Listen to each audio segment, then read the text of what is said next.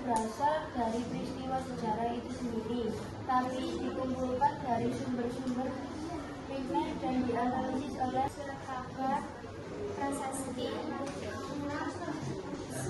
kitab. Dan kekurangannya yaitu tidak diceritakan.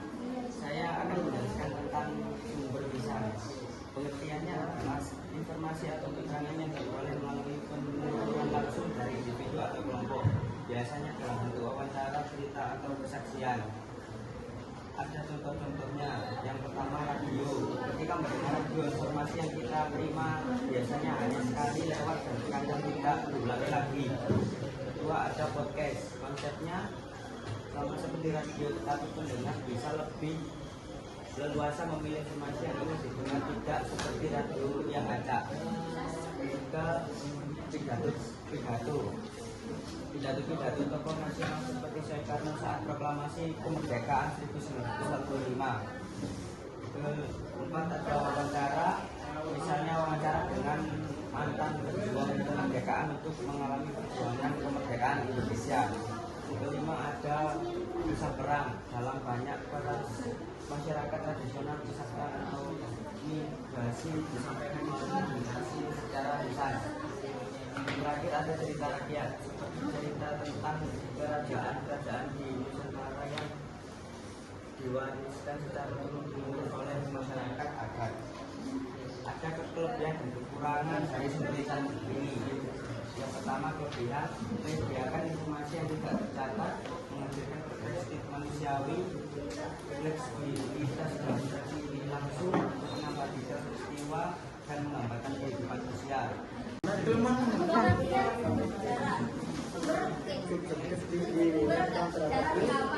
Sumber rekaman dan sejarah efek dia yang menyimpan informasi tentang masa lampau melalui rekaman audio, video, atau gambar.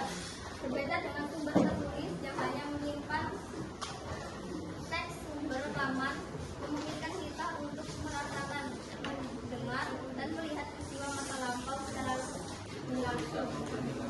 Jenis-jenis sumber rekaman sejarah.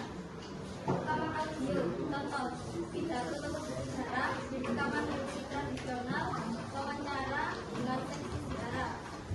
Rekaman video, contoh film dokumenter, rekaman berita, video amatir peristiwa penting. C. Fotografi, contoh foto-foto dokumentasi, foto keluarga, foto peristiwa penting.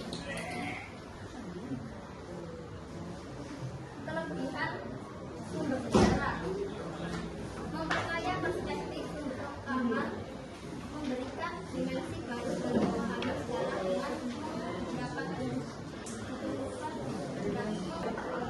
Sumber benda akurat dapat dibuktikan.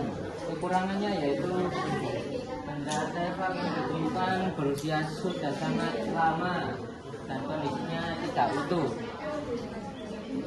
Sumber sejarah berbentuk benda belum dapat sepenuhnya menceritakan kejadian sejarah dengan benar. Penelitian lebih lanjut oleh para ahli arkeologi masih diperlukan, tidak dapat digantikan oleh barang lainnya jika rusak.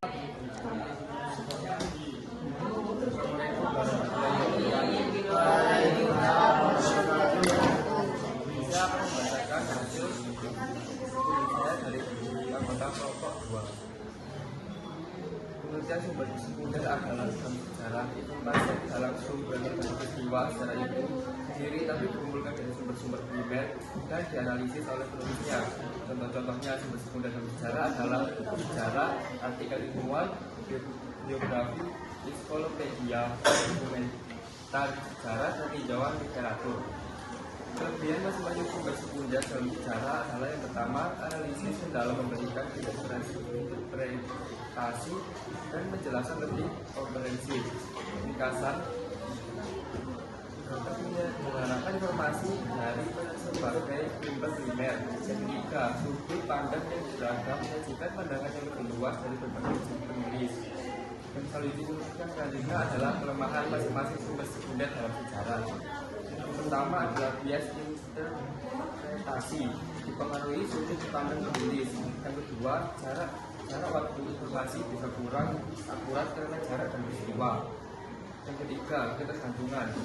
Bergantung pada sumber lain, berisiko jika sumber primer salah. Sekian untuk saya. Assalamualaikum warahmatullahi wabarakatuh.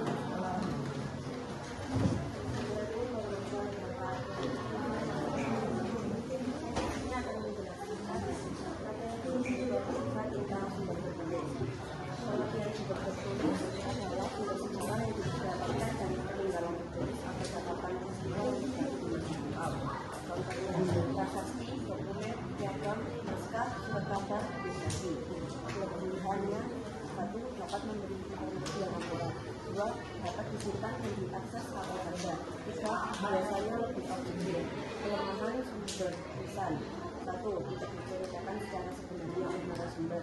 2. Tidak mendukung konteks sosial. 3. Beberapa teks bisa sulit dipahami. Jadi dari informasi yang saya kasih, apakah sudah jelas atau apakah ada yang ditanyakan? Saya yang bertanya. Jadi beberapa sumber yang sudah kita pelajari hari ini, kira-kira sumber manakah yang bisa kita gunakan dalam penelitian sejarah? Menurut saya, semua sumber dapat digunakan asal sumber tersebut valid. Ya, betul. Menurut saya, selain valid, berbagai sumber tersebut juga harus kita kritisi. Mana sumber yang bisa digunakan, mana yang tidak.